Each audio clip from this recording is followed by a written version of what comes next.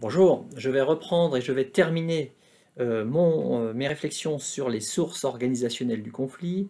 Alors, dans les vidéos précédentes, je m'étais intéressé très longuement aux facteurs structurels, notamment à la distribution des responsabilités et des ressources, et j'avais essayé de faire le lien entre les types de structures et les conflits. Et pour faire le lien entre les types de structures et les conflits, je m'étais beaucoup appuyé sur les travaux d'Henri Mintzberg, sociologue des organisations. J'avais donc passé en revue les parties de base de l'organisation selon Mintzberg, les mécanismes de coordination, je vous avais parlé des différentes configurations structurelles, et pour terminer, j'avais fait le lien entre les configurations structurelles et le développement des conflits. J'en arrive maintenant dans cette vidéo à mon 3.2, l'organisation du travail. L'organisation du travail. Alors, je vais maintenant m'intéresser assez rapidement aux liens qui peuvent exister entre l'organisation du travail d'un côté et le développement des conflits de l'autre. S'intéresser à l'organisation du travail, c'est avant tout s'intéresser à la façon dont les tâches ont été conçues, ont été agencées. Dans le cadre de postes de travail, les tâches sont toujours conçues et agencées dans le cadre de postes de travail. Donc, encore une fois, on retrouve en fait des problèmes liés à la division du travail, à la coordination et à l'interdépendance. Bref, mes réflexions vont quand même rejoindre assez largement les réflexions phares de Mintzberg. Mais on va en fait redescendre d'un cran dans l'analyse, on ne va pas s'intéresser aux configurations structurelles en général, on va plutôt braquer le projecteur sur ce que j'appellerais moi les relations de travail concrètes.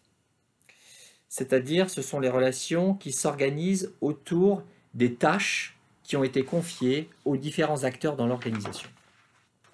Alors, il y a deux aspects qui sont pour moi particulièrement importants.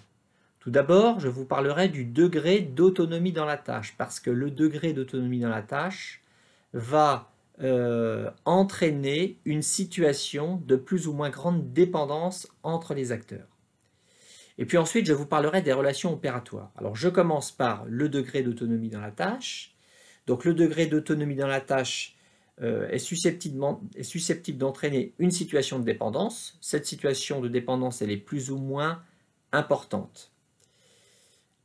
Quelle est l'idée maîtresse? Si le salarié est trop dépendant du travail des autres ou du rythme de production d'autres salariés, des conflits peuvent surgir. La marge de manœuvre qui permet à chacun de gérer son activité doit en fait, en théorie, permettre d'éviter ces frottements, d'éviter ces tensions, d'éviter ces conflits. Ceci étant, quand cette marge de manœuvre elle est trop étroite, des conflits vont surgir. Donc les conflits surgissent bien souvent d'une situation de trop forte dépendance. Prenons quelques exemples. Les ouvriers sur une chaîne de production, quand les ouvriers sur une chaîne de production sont très dépendants les uns des autres, eh bien cela peut cela peut occasionner des conflits. C'est justement cette relation de dépendance, voire d'interdépendance, qui va être susceptible de générer des conflits, parce que les marges de manœuvre de chacun sont extrêmement réduites. Le secrétariat et la comptabilité, quand le secrétariat est trop dépendant de la comptabilité par exemple, eh bien ça peut faire naître des conflits entre les membres du secrétariat et les membres de la comptabilité. Le cadre technique et le cadre commercial, exemple type de conflits qui peuvent surgir entre ces deux acteurs, quand le cadre commercial, par exemple, si le cadre commercial dépend très étroitement du cadre technique, eh bien cela peut faire naître un conflit. Le conflit, encore une fois, naît de cette situation, d'une situation de dépendance. Et puis, je pourrais vous parler des relations entre le bureau d'études et le service production. Si les marges de manœuvre de chacun des services sont étroites et si il y a une relation d'interdépendance extrêmement forte entre le bureau des études et le service production, cela peut engendrer des conflits. Ces conflits sont en général assez typiques des grandes organisations bureaucratiques. Voilà pour le degré d'autonomie dans la tâche, donc retenez que le degré d'autonomie dans la tâche peut entraîner des situations de conflit. quand les marges de manœuvre des salariés sont trop étroites. J'en arrive maintenant aux relations opératoires. Alors, qu'est-ce que j'entends par relations opératoires? Ce sont en fait des relations, ce sont les relations qui sont nécessaires à l'activité de travail, ce sont celles qui sont nécessaires à la bonne coopération, au bon accomplissement du travail. Alors elles peuvent avoir évidemment, ces relations opératoires, elles peuvent avoir été pensées par des cadres, par des dirigeants, mais elles peuvent également relever de la logique de l'ajustement mutuel. Elles ne sont pas forcément anticipées, ces relations opératoires. Donc ces relations opératoires, elles ont, si vous voulez, une fonction de régulation, pour parler comme Jean-Daniel Reynaud. Ces relations opératoires, elles se matérialisent par des échanges d'informations. Ces échanges d'informations peuvent être verticaux ou horizontaux. Échanges d'informations verticaux, ce sont par exemple les informations qui émanent du sommet stratégique ou de la ligne hiérarchique et qui redescendent vers le centre opérationnel. Échange d'informations horizontaux, ça veut dire qu'on s'échange des informations, qu'on se partage des informations à un même niveau hiérarchique.